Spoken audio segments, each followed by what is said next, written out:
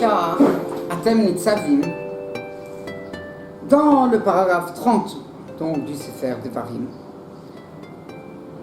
le verset nous dit: et ce sera quand il t'arrivera tous ces choses-là, les bénédictions, les choses moins bonnes que j'ai données devant toi, et tu placeras ces choses-là sur ton cœur, parmi toutes les nations où Akadosh Baruch Hu il t'a repoussé là-bas. Et tu feras tchouva, tu reviendras, tu auras un élan de retour vers l'Éternel ton Dieu. Et tu entendras sa voix, comme toutes les mitzvot que je t'ordonne aujourd'hui, toi, tes enfants, de tout ton cœur et de toute ton âme. Alors Akadosh Baruch Hu, il retournera de nouveau, il t'amènera la bénédiction, la miséricorde, il te réunira de toutes les nations où il t'a dispersé là-bas, etc., etc. Ensuite, il dit tout ça, ça sera parce que tu entendras donc tu respecteras la parole de l'Éternel ton Dieu, pour garder ces mitzvot, ces ordres, ces rogotas, tout ce qui est écrit dans le livre de la Torah, parce que tu feras tchouva, tu retourneras vers Akadosh Baruch Hu de tout ton cœur et de toute ton âme. Et ensuite, la Torah nous dit qu'il y a mitzvah zot, cette mitzvah-là, cet ordre que je t'ordonne maintenant, que je t'ordonne aujourd'hui. C'est pas une mitzvah qui est éloignée de toi. Elle n'est pas dans les cieux pour dire qui va monter pour nous dans les cieux et qui va la prendre et va nous la faire comprendre. Et comme ça, on pourra faire cette mitzvah. Elle n'est pas non plus de l'autre côté de la mer pour qu'on dise qui va passer pour nous, va aller la chercher de l'autre côté de la mer, il va nous la prendre, il va nous l'enseigner pour qu'on la fasse.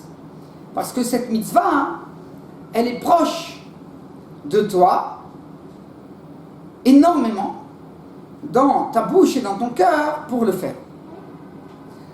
Rashi nous dit de quelle mitzvah, ici dans la Torah, il n'est pas précisé quelle est cette mitzvah, quel est cet ordre qu'Akadosh Baruch Hu nous dit qu'il n'est pas loin de nous, pour qu'on dise ah là là, comment on va faire, il va falloir envoyer quelqu'un de l'autre côté de la mer pour aller nous chercher cette mitzvah, comment la faire.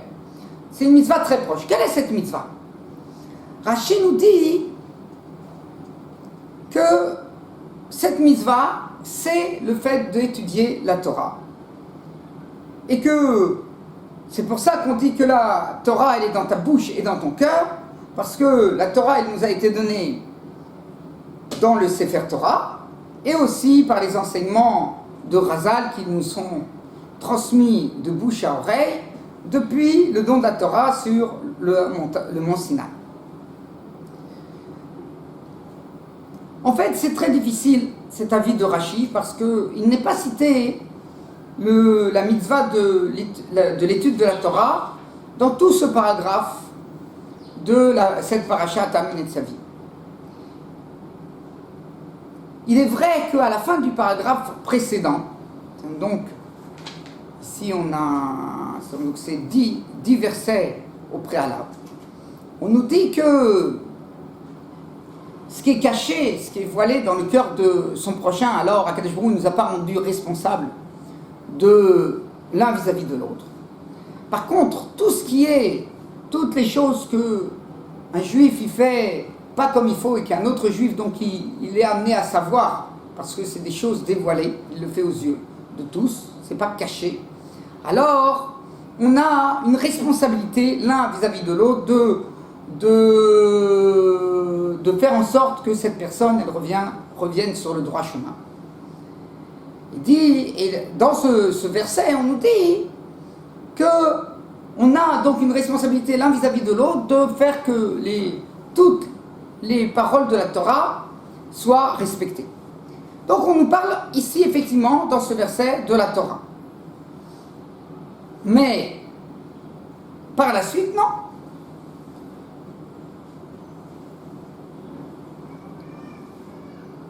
C'est difficile de dire que ces versets qu'on vient de citer, que cette mitzvah, on veut savoir quelle est cette mitzvah. Quelle est cette mitzvah que Dieu nous dit qu'elle n'est pas loin?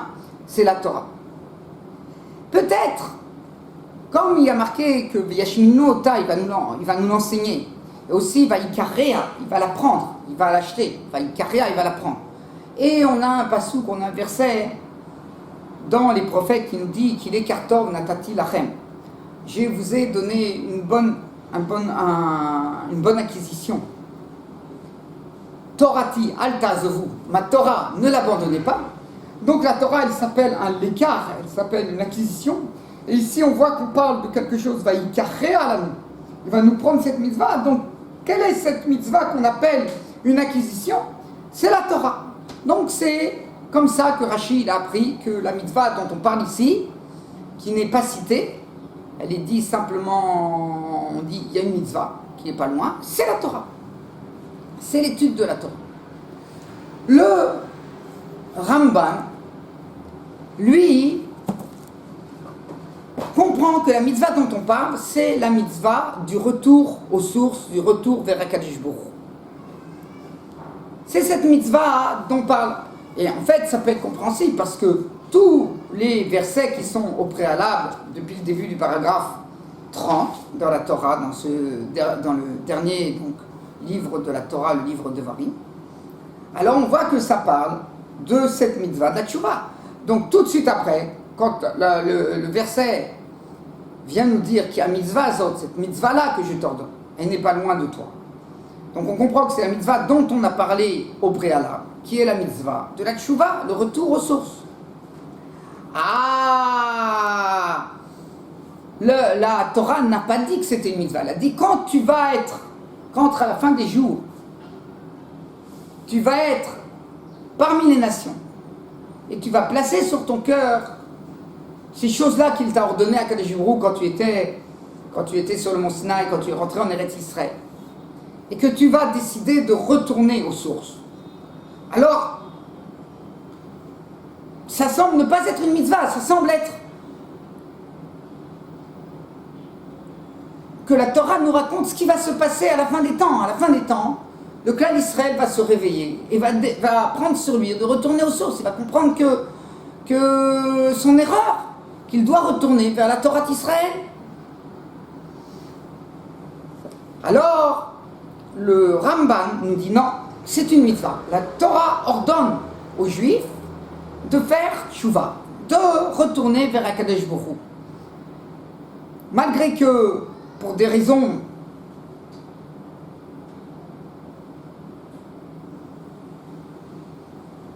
chacun c'est autre chose, qui ont fait que la personne, il s'est éloigné de la Torah d'Israël. Alors, là, Akadosh Baruch Hu ordonne aux Juifs, malgré que tu t'es éloigné de moi, Akadosh Baruch Hu dit aux Juifs, reviens vers moi. C'est une mitzvah. Pourquoi, si c'est ainsi, si c'est une mitzvah, pourquoi la Torah, quand elle nous présente cette mitzvah du retour aux sources, elle vient nous parler de ce qui va se passer à la fin des jours, que tu reviendras vers l'Éternel ton Dieu. Alors, le Ramban nous dit que, bien que c'est une mitzvah, et une mitzvah, il y a un libre arbitre sur chaque mitzvah que Kadosh Baruch Hu nous a donné. Ça nous donne un libre arbitre, une force de choix. Si oui, je la fais, si non, je la fais pas. C'est ça le salaire qu'on reçoit dans le monde futur. C'est grâce qu'on fait le choix de choisir le bon chemin, de faire les mitzvot Hashem et de ne pas faire des choses qui ne sont pas bien aux yeux d'Akadosh Baruch Hu. Alors, malgré qu'il y a un choix, et donc s'il y a un libre arbitre, ce n'est pas obligatoire, dès qu'il y a un libre arbitre, ce n'est pas obligatoire qu'une personne va aller dans le sens de la mitzvah. Il va peut-être faire exactement le contraire, puisqu'il a un libre arbitre. Alors Akadosh Baruch Hu, nous dit que malgré tout, à la fin des temps, alors c'est sûr que tout le clan d'Israël reviendra, Bitchouva, reviendra vers la Torah d'Israël, vers Akadosh Baruch Hu. Voilà.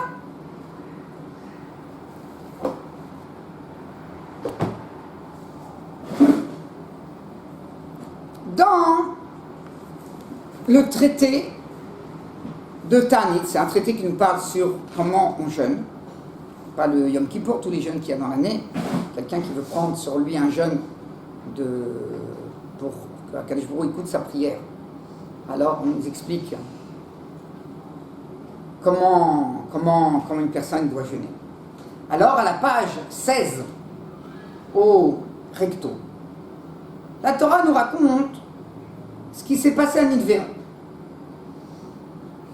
Que les gens de Ninive, quand Yona, le prophète Yona, il a été à Ninive, il a dit que dans 40 jours, Ninive va être détruite.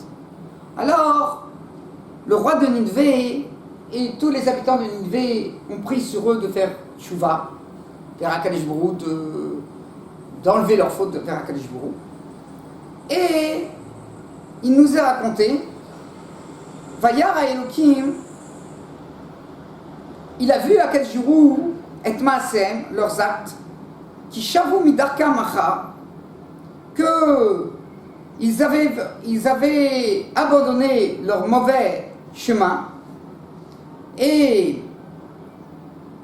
Vayashuvu ish midarko hara, le verset nous dit, c'est dans Yona, on dit à Yom Kippour, la phrase qu'on dit à Yom Kippour, Vayashuvu ish midarko hara, et ils se sont fait tchouva, chacun de son mauvais chemin, ou minarama sacher bekapem, et du vol qui était dans leurs mains. Maï minarama sacher bekapem, c'est quoi de ce rama, ce vol qui était dans leurs mains? Amar Shmuel nous dit, même si la personne, il avait volé une poutre, et il avait construit tout son palais, toute sa maison, sur cette poutre-là, c'était la poutre de soutien de toute sa maison. Donc, maintenant, s'il veut faire tchouva, il veut rendre le vol qu'il a fait, il doit enlever la poutre de sa maison, c'est-à-dire il doit détruire toute sa maison pour rendre cette poutre. Ah ben c'est ce qu'ils ont fait. Ils cassaient toute sa maison, ils rendaient la poutre. Ça veut dire vraiment, ils ont fait une tchouva. Il aurait pu donner l'argent, il dit, écoute, j'en ai fait une poutre, maintenant il y a toute ma maison. Ce que je te dois, c'est une poutre en bois. Je vais t'acheter une poutre en bois, je vais pas te rendre exactement cette poutre. Non, il lui rendait exactement cette poutre. Et donc c'est ça qu'ils ont fait, qu'ils sont jusqu'à ce détail-là, de rendre le vol qui était très difficile à rendre. Ils ont fait, à quel jour il a vu qu'ils avaient décidé de se comporter bien. Et donc, à quel jour il a annulé la sanction de détruire Ninive. La Gemara nous dit, tout de suite après, Amar Ravada Barava, il dit Ravada Barava, Adam, un homme qui a dans sa main une faute. Ou mitfadeh. Et il vient dire à Akadosh Baruch Hu, pardonne-moi, j'ai fauté devant toi, j'ai fait ça et ça. Et cette personne, il continue à faire cette faute. À quoi il ressemble? Il ressemble à quelqu'un qui saisit une chérette, par exemple, une souris dans les mains. C'est un animal, selon la Torah, qui rend impur la personne quand il est mort, qui tient le cadavre de cette souris. S'il la tient comme ça, et il va faire son mikvé, il va dans le bain pour se purifier, le bain qui nous sert à nous purifier.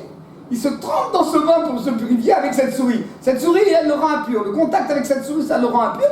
Il se trempe et il sort. À quoi ça sert? Il peut se tremper comme il veut, autant de fois qu'il veut dans ce mikvé, dans le bain de pureté. Il ne peut pas recevoir de pureté puisqu'il touche toujours cette chose qui le rend impur. Ça ne lui sert à rien.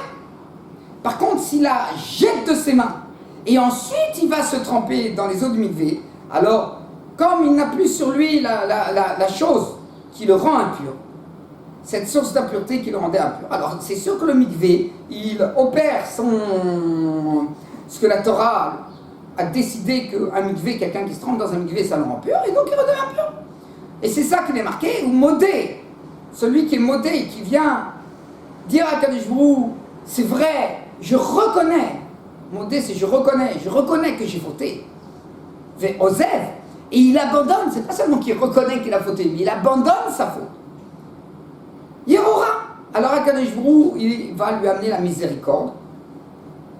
Veomer, et le deuxième passage qui nous dit Nasu levavenu et kapayim, kel bashamaim, on va porter notre cœur par les mains vers Akadosh Baruch Hu qui est dans les cieux. Rashi nous dit que ce Ravada Barava, il parle de quelle faute? Il parle de la faute du vol. Parce que comme il est tout de suite après cette faute du vol qui est citée dans les gens de Ninvé, donc Ravada Barava, il parle du vol. Il dit quelqu'un, il a volé son prochain. Mais il dit, je ne vais plus voler, c'est vrai, il ne va plus voler. Mais le vol qu'il a dans la poche, il ne le rend pas. Alors, à quoi il ressent? Donc, il peut essayer de faire tchouva, ça ne sert à rien. Comme ça, il nous dit Rashi. Et on comprend ensuite l'autre passage qui dit, Nasra levavenu el kapayim, on va porter notre cœur dans les mains. Ils disent quoi dans les mains? Dans les mains, dans la faute, avec la faute qui est dans les mains. Je vais d'abord enlever la faute qui est dans mes mains, c'est le vol qui reste dans la main de la personne. Elle qui elle va shamaïm, et à ce moment-là, je peux prier vers Akadosh Baruch Hu. Le Marsha, lui, n'est pas d'accord avec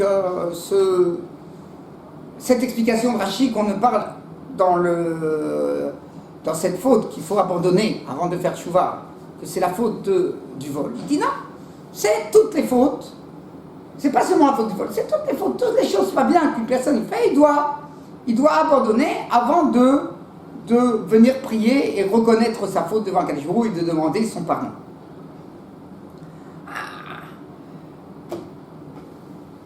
Rashi, on aurait pu comprendre que par le fait que dans le traité qui parle des lois de Yom Kippour, du jour du grand pardon, alors il est dit que quelqu'un qui a une faute, il y a deux types de fautes. Il y a les fautes qui sont vis-à-vis d'autrui, et il y a les fautes qui sont vis-à-vis d'Akadosh Baruch Hu. Toujours dit, les fautes qui sont vis-à-vis de moi, je suis prêt à te pardonner.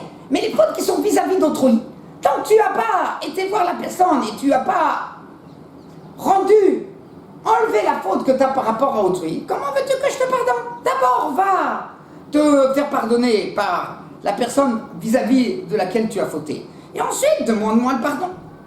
Parce que dans la faute de quelqu'un qui vole, par exemple, il y a non seulement la faute contre Akadosh Baruch Hu, qu'Akadosh Baruch Hu il a dit de ne pas voler, et il y a aussi la faute contre la personne à qui il a volé.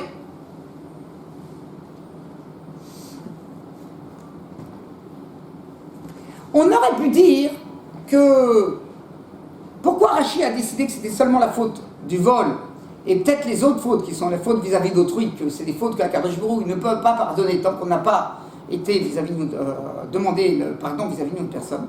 Parce que les fautes qui ne sont pas des fautes vis-à-vis d'autrui, il y a des fautes vis-à-vis d'Akadosh Baruch Hu, qui sont par exemple un problème qui mange des choses qui sont interdites par la Torah. Mais c'est bon. Il y a des choses, c'est très très bon. On ne dit pas que les choses que la Torah elle a interdites, c'est pas bon. C'est très très bon. Il y a beaucoup de choses que la Torah elle a interdites à manger et c'est délicieux. Alors la personne, il aime ça, c'est difficile pour lui. Il dit, à partir de demain, je ne dois plus manger ces choses-là. Ah, il va voir, c'est bon. C'est difficile pour lui. Il a une tendance qui le pousse à la faute. Il y a une personne, il a l'habitude de regarder des choses interdites, de regarder les jeunes femmes, etc. Il a donc, la Torah n'a pas permis. Un homme, il a sa femme. Il n'a pas besoin de regarder les autres. Ah, c'est difficile. C'est l'œil de l'homme. Il a une envie de regarder. C'est difficile. Alors on peut comprendre qu'à quel jour il dit sur ça, commence à revenir sur ta faute et fais des efforts pour corriger tes tendances. Et ça me suffit pour, si tu fais des efforts vraiment pour corriger tes tendances, malgré que tes tendances te ramènent à la faute. Moi, ça me suffit, je me contente de ça. Effectivement, que tous les jours, il essaye de faire un effort pour ne pas fauter.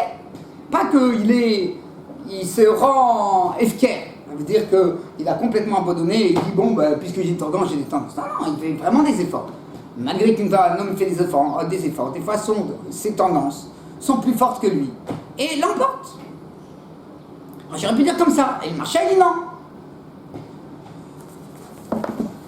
Dans la Gemara Baba Batra, à la page 16 au recto, on nous rapporte une Mara du livre de Eov. Eov, il a dit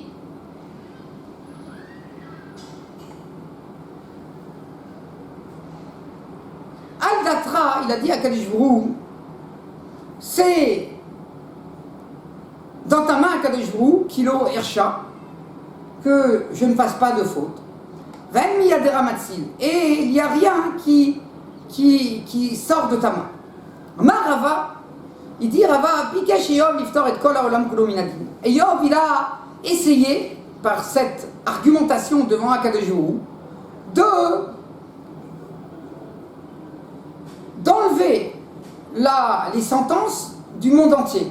Ça veut dire que malgré que les personnes ils fautent, alors malgré tout, tu ne peux pas venir les sanctionner. Toi, Akadosh Baruch Hu, Lama. Quelle était l'argumentation? Amar le Fana, il a dit devant Akadosh Baruch Hu, Ribono shel Olam, la maître du monde, tu as créé le taureau et il a des signes de pureté. C'est pour ça qu'on a le droit de le manger. Dans ta Torah, tu permets que les Juifs y mangent le taureau. Baratar Amor, tu as créé l'âne et tu lui as créé les signes d'impureté et donc à cause de ça, il a interdit de le manger. Barata Gan Eden, tu as créé le jardin, le jardin d'Éden, pour que les tzadikim, quand ils sortent de ce monde-ci, alors ils vont recevoir leur salaire dans le jardin d'Éden. Barata Geina, tu as créé le Geinom, que les gens qui ont fauté, alors ils vont expier leur faute au Geinom. Barata Tzadikim, tu as créé les tzadikim. Rashi nous dit comment tu as créé les tzadikim, à lieu du fait que tu leur as donné un caractère, des tendances droites et pures. Alors grâce au caractère que tu leur as insufflé, que tu leur as donné, alors ils font les mitzvot, ils font les bonnes actions, les choses qui sont bien devant toi. Et ils arrivent à se retenir à ne pas faire les choses qui ne sont pas bien devant toi. Barata Rechaim, tu as créé les gens qui ne se comportent pas bien avec comment tu les as créés. Tu leur as donné des tendances tordues, avec des envies basses. Et ces gens-là, comment ils peuvent venir lutter contre ces mauvaises tendances que tu leur as données depuis leur naissance?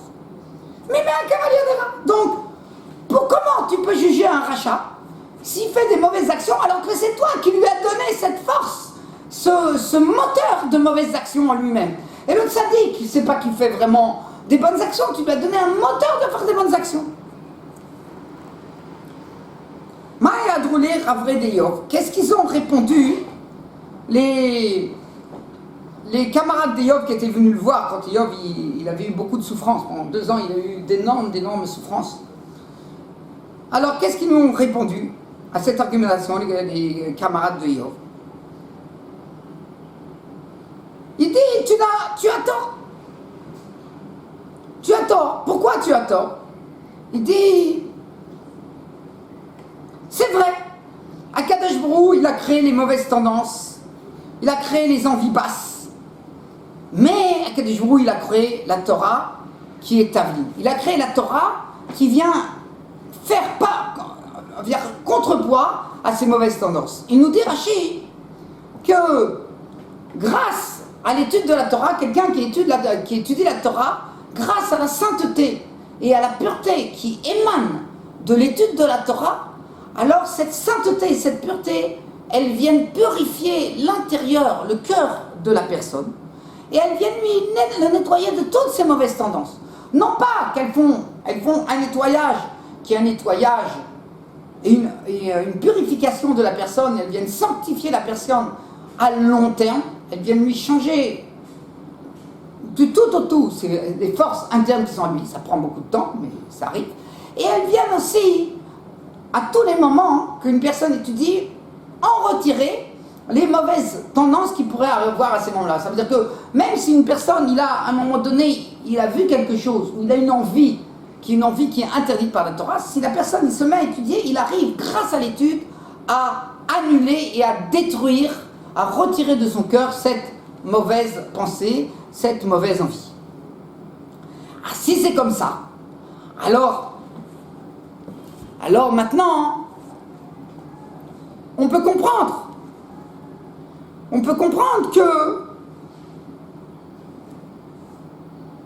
que le marcha était qu'une personne, pour faire tchouva devant un Kadosh Borou, pour retourner vers Hachem, il doit étudier. Il peut faire tchouva. Il peut faire tchouva de toutes les fautes et de toutes les tendances mauvaises qu'il a en lui. Il n'y a pas une personne qui existe sans tendance mauvaise. Il y en a qui en ont moins, il y en a qui en ont plus. Mais chacun, il a sa part. Et chacun, il a sa part aussi des bonnes tendances qui lui font faire des belles choses. Il y en a plus, il y en a qui en ont moins. Alors, grâce à la Torah, comme on peut enlever ces mauvaises tendances et on peut développer les bonnes tendances, alors, la Torah, elle nous dit à ce moment-là qu'on est obligé, pour être accepté, qu'à quel jour il accepte notre reconnaissance de notre faute et qu'on veut revenir vers lui, d'abandonner nos fautes, puisqu'on peut les abandonner grâce à l'étude de la Torah. Et le Messilat Yesharim, il nous dit dans l'introduction de son livre, il nous dit comme ça, il nous dit, Rabbi Pinras Ben Yair, il dit, la Torah, quelqu'un qui étudie la Torah, ça amène la personne à faire attention à ne pas fauter. Et à partir de cette mida qui commence à l'acquérir, qui est de faire attention à ne pas fauter grâce au fait qu'il étudie la Torah, ça l'amène à Zrizout, ça l'amène au fait de même ne pas se mettre en position qu'il va fauter. Et ainsi de suite, il nous cite un certain nombre d'échelons d'une échelle qui nous ramène vers Akadosh Baruch Hu jusqu'à temps que ça nous ramène à des niveaux très très élevés dans notre service divin, qui nous permettra d'arriver à la résurrection des morts. Comme ça nous dit le Messilat Yesharim. Et le Messilat Yesharim nous dit aussi que la Torah, même si Akadosh Baruch Hu, il m'avait, c'est dans le paragraphe 5, il nous dit, Akadosh Baruch Hu, il dit, même si vous m'aviez abandonné, du moment que vous gardez ma Torah, alors la lumière qui est dans la Torah, elle va vous ramener à faire les mitzvot. Maintenant, on peut comprendre aussi autre chose. Le Ramban, il dit que cette mitzvah, qui est citée dans notre parashat Anitzavim, c'est la Teshuvah. C'est vrai, une personne, il a été repoussé dans toutes les nations. Il y en a qui sont en France, il y en a qui sont en Angleterre, il y en a qui sont aux États-Unis, il y en a qui sont en Russie, il y en a qui sont en Afrique, il y en a qui sont en Australie, partout dans le monde, en Chine. Il y a beaucoup de personnes qui ne savent plus. Ils ne savent pas ce que c'est être un juif. C'est quoi la Torah? On ne sait pas ce que c'est. Alors il va faire tchouva. Il sent qu'il y a des choses qu'il ne fait pas bien. Il veut faire tchouva. Il veut retourner vers le monde de la prière, vers ses sources. C'est bien, il va faire tchouva. Mais s'il n'étudie pas la Torah, comment il peut faire tchouva? Il peut faire tchouva sur les choses qu'il comprend, mais il ne peut pas faire tchouva sur toutes les lois de la Torah. Il y a 613 mitzvot, il y a 613 lois qu'on doit garder. Comment il peut faire tchouva sur ces 613 lois avec tous leurs détails alors qu'il n'a jamais étudié? Il ne peut pas.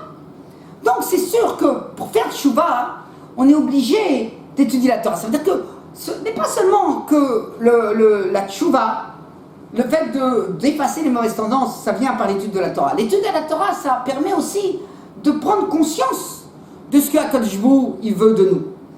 Et cette Torah, on a dans la Maseret Brachot, elle nous dit que si tu as vu un Talmid Chacham qui a fauté la nuit, ne viens pas à le regarder de travers le matin. Parce que tu dis, ah, t'as vu ce qu'il a fait? J'ai vu moi ce qu'il a fait hier. Hein? Alors non, pourquoi? Parce que le Talmid Chacham, dès le matin, c'est sûr qu'il a fait tchouva. C'est vrai que la nuit peut-être, il a fauté vis-à-vis d'Hachem, parce que vis-à-vis des hommes, alors tant qu'il n'a pas rendu ce qu'il a volé ou ce qu'il a pris, etc., ça peut arriver que sur des toutes petites choses, pas les choses. Alors, une personne, il faute, mais pour faire tchouva, alors il faut rendre. Mais pour les fautes qui sont vis-à-vis d'Akadosh Baruch Hu, alors même si à cause des tendances qui ont été plus fortes, même que le Talmid Racham, et qui l'ont entraîné à fauter, malgré tout, tu sais que dès le matin, il a déjà fait sa tchouva. La Torah qui est en lui, elle a aidé à faire tchouva. Parce que la Torah et la tchouva, c'est la même chose. Et donc, on peut comprendre qu'en fait, Rashi, il a dit que cette mitzvah, c'est la Torah. Et le Ramban, il a dit que la mitzvah, c'est la tchouva. Et en fait, Rashi et le Ramban, ils ont dit la même chose. Seulement, chacun, il a pris un côté de la pièce qui est différent. Là, il l'appelle la tchouva. Ça veut dire qu'on regarde que ce qu'on veut obtenir, c'est la tchouva. Mais la façon, le moteur pour y arriver, c'est l'autre partie de la pièce, c'est la Torah.